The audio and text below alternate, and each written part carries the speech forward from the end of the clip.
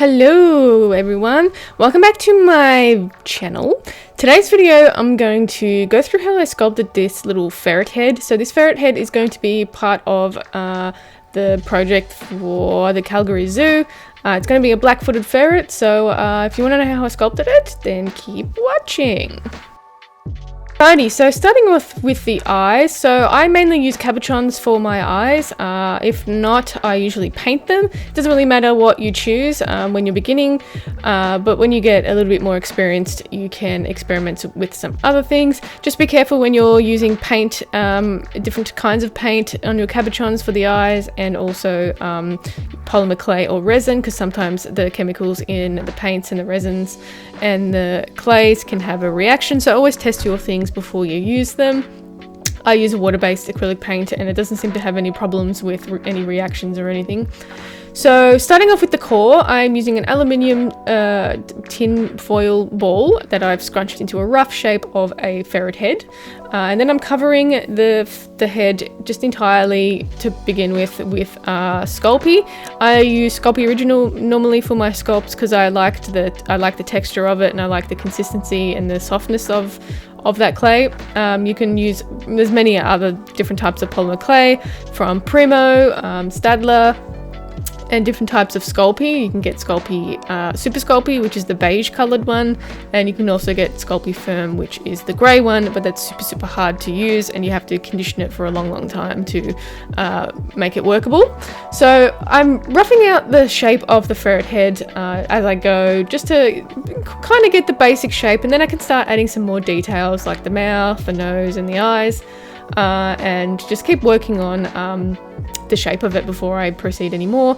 I do have some reference images over on my computer to the left. As you can see, I sort of drift off to the left sometimes to check the sizing of the head and make sure the shape is right. So always have reference images when you're sculpting something. It really does help, unless you're like some super whiz and can sculpt it out of your head. So I'm starting off with the nose here. I've sort of roughed out a basic shape for the little top lips and also where the lower jaw is going to go, and I'm just making some little details around the nose area, just really rough runs to begin with to make sure I can get some symmetry and just some basic look to it. And then I'm going to be adding some more details when I'm closer to finishing the sculpt and, you know, smoothing everything out. So I have a number of tools that I use. Use this needle tool quite often. I also use these ball tools, which are from the brand Sculpey. I find them really helpful, but you can find them online. I have a whole packet of them here, but the sizing, the Sculpey packs, you can get 3 different sizings and they have rubber tools on the end of it, which I find really helpful too. Great for nostrils and eye sockets. So once I'm happy with the basic shape of the nose, I can start working on the lower jaw. So I just basically do a flat oblong shape or something, I guess, and work it into the little crevice that I did before, making sure that the shape of the head is still keeping shape, because when you're using Sculpey Original, sometimes, because it is a softer clay, sometimes it can sort of get distorted with your pressure of your hands sculpting. So always keep in mind when you're using softer polymer clays, just to keep an eye on your symmetry and that it doesn't distort or anything. Now building up the lip area, once I've added that lower jaw, so I can have like a little overhang for the lips. I find that step process works really great for me, but I mean, you can there's many other ways of sculpting lips and stuff, so I liked that way. It works great for me. I think at this point I sort of started seeing that I wasn't really happy with the shape of how the head was going. It wasn't really ferret-like, I guess. So I started squeezing the muzzle a little bit just to bring it out a little, because it was a little bit flat for my liking, I think, and it wasn't really matching up with the structure of my ferrets. So I put on an eye just to see how it would look, and I realized it needs to be a little bit longer in the snout area, and also the back of the head needs a bit longer. So I just sort of stretched out the clay a little bit to make it a bit bigger. And then I also added some just some quick markings, some guide markings of where I want the eyes to go along the snout, and also where I want the ears to go. So I started building up around the forehead area, with some more clay just to get that shape, the ferret shape.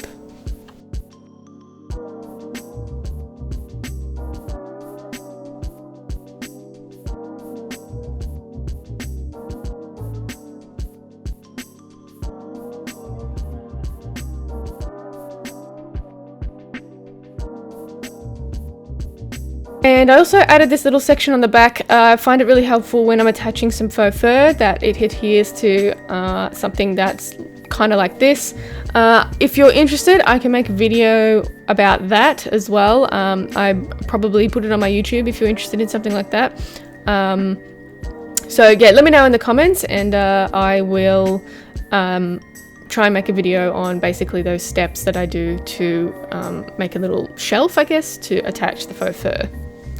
So again, going back to my reference picture and just sculpting and retracting some clay to make sure that I've got the shape of the head correct. You can see it's coming together a little bit more once I addressed those issues.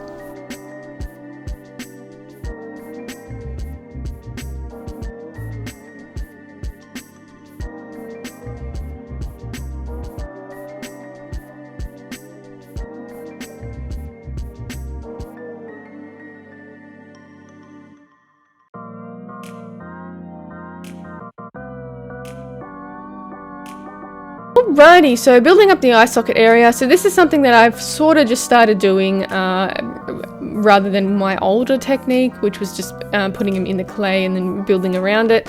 So I've started basically using eye sockets, or building up an eye socket to attach the cabochons to. And it's just basically a round piece of clay that I make, and I can position the eyes into any direction that I like. So I find this really helpful with eye positioning and stuff. So again, if you want another video on eye sockets, I can make one, sculpting eye sockets. I do plan on doing a whole heap of new videos on sculpting techniques and stuff. So yeah, if you're interested in an eye socket one, let me know as well. So once I'm happy with the positioning, or a really basic positioning of the eyes, I start carving out all the extra little details around the eye sockets. So I have a little loop tool that I find really, really helpful to carve out details in the eye sockets. I also add a little snake on top of the brow area just to build that area up a little bit more as well. And then once I'm happy with that, I can start building the eyelid area and make it look more like a ferret.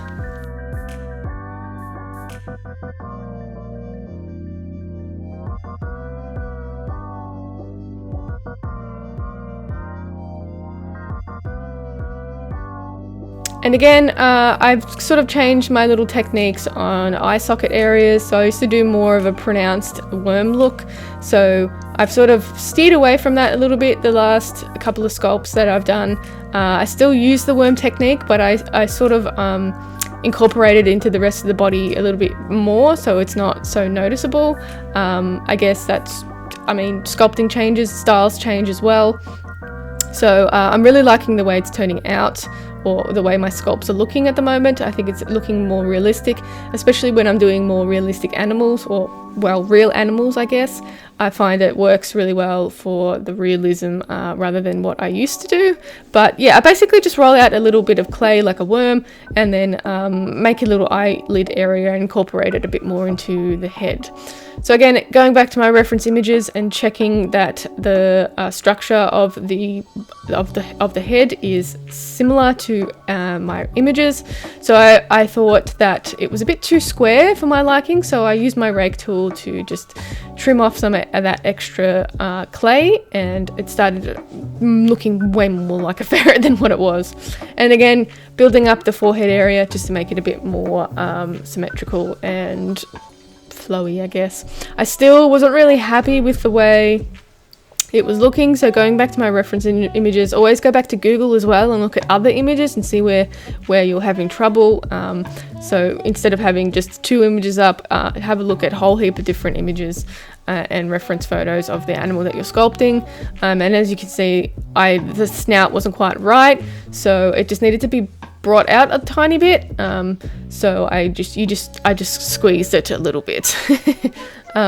And then building up the eye socket a little bit more. You can focus on, when you get to this point, you can start focusing on little details like indentations and bone structure, and then you can start carving it out using your rake tool or loop tools.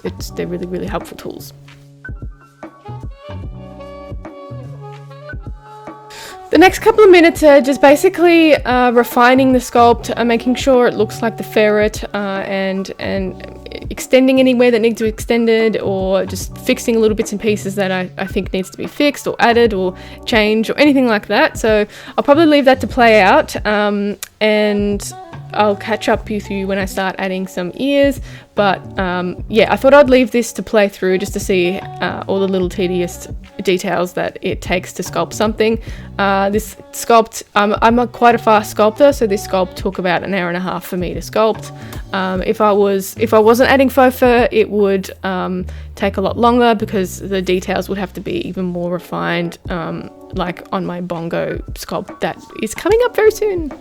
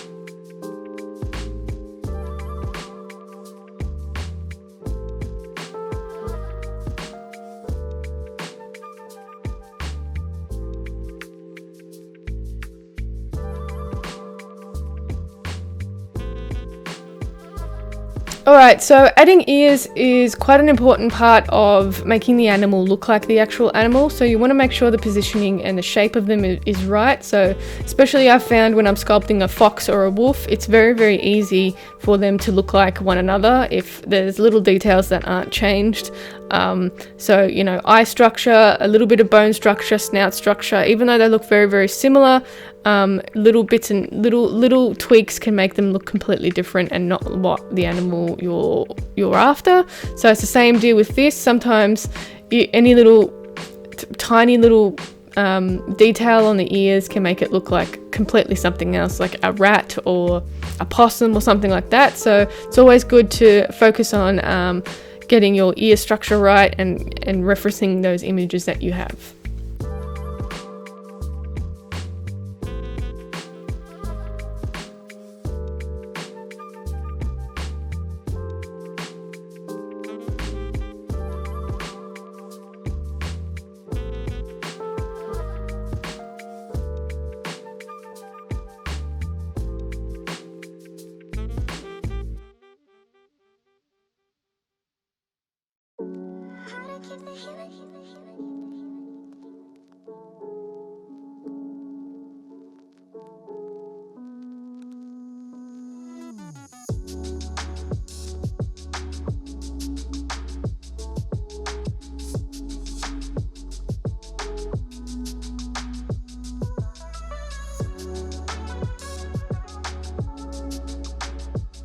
So once I'm happy with the way the sculpt's looking and the shape's right and the size is right, I can start refining things out. So I've smoothed it as much as I need to because I'm adding faux fur over the top. I don't need to add too many details. I do add faux fur, like texturing, just to make sure that the sculpt looks right. Once you add that fur texturing, it really brings the sculpt together. and it kind of makes it look a bit more finished, and you can see little areas that need to be addressed, like that little jawline. I wasn't really happy with the way it was looking, so I just added a tiny little bit of extra details to it, and I think that really brought it to look like a ferret. And again, adding some more of the fur texture around the snout area and around the eye area. That's all I really do when I'm adding fur. And I'm just using my needle tool to create that texture. I will do a texture video, fur texture video very soon. I do plan on doing it. I just have to finish a couple of things before I move on to that sort of stuff. But I do plan on doing it, so keep your eyes opened. But in the meantime, I have heaps of tutorials and printables and stuff over on my Patreon. I have early access as well for any dolls or artworks that I have up. I have a Galaxy Wolf going up next week, so if you're interested in that, you can see some pictures over on the Patreon as well, and also gain early access before it gets put into my shop. So the link is in the description. Thanks to everyone that supports me over there. I really appreciate it. It helps me a lot, and it's nice to see a community over there. But anyway, if not, you can check me out on Instagram and Facebook at Creatures of Nat, and also my shop, creaturesofnat.com, and I will catch you in the next one. See ya!